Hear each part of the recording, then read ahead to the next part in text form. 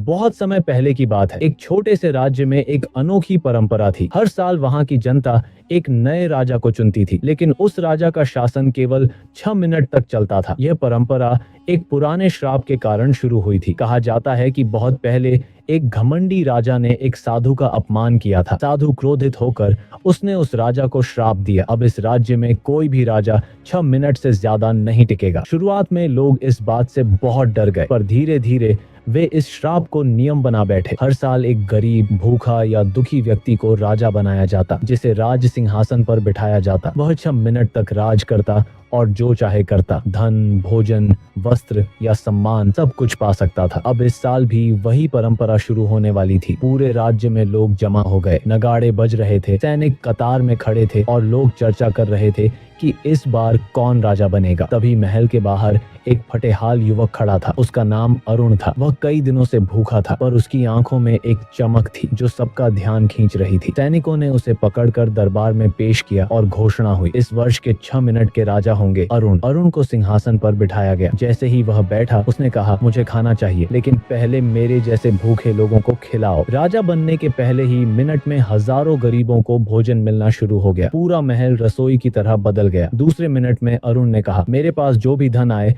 उसे गांव के स्कूल और अस्पतालों में लगाया जाए। लोग हैरान थे, क्योंकि इससे पहले किसी राजा ने इस बारे में कभी नहीं सोचा था। तीसरे मिनट में अरुण ने राज्य के बुद्धिमानों को बुलाया और कहा, मुझे बताओ कैसे यह श्राप टूट सकता है। वृद्ध ज्ञानी ने उत्तर दिया, यह श्राप तभी टूटेगा जब कोई राजा अपने 6 मिनट केवल दूसरों की भलाई में लगाए। चौथे मिनट में अरुण ने अपने मंत्री से कहा, राज्य में जो भी झगड़े और विवाद हैं, उन्हें जल्द सुलझाओ और सबको न्याय दो। लोग उसकी इस बात को सुनकर भावुक हो गए। उनकी आंखों में आंसू थे। 5वें मिनट में अरुण ने अपने माता पिता को दरबार में बुलाया। वे उसे पहचान नहीं पाए। अरुण ने उनके पैर छुए और कहा, आपका बेटा राजा बना है, पर सिर्फ 6 मिनट के लिए। माता पिता रोते हुए उसे गले लगा लिया। छठे और आखिरी मिनट में अरुण चुप हो गया। उसने आंखें बंद की और मुस्कुराते हुए कहा, अगर मेरी नीयत सही रही तो शायद इस बार श्राप टूट जाए। जब घड़ी की सुई 6 मिनट पर पहुंची तो कुछ भी असामान्य नहीं हुआ। कोई बिजली नहीं गिरी, कोई सिंहासन नहीं टूटा। सैनिकों ने देखा कि अरुण शांति से सिंहासन पर बैठा हुआ था। फिर भीड़ जोर से चिल्लाई, जो राजा अरुण। अब वह केवल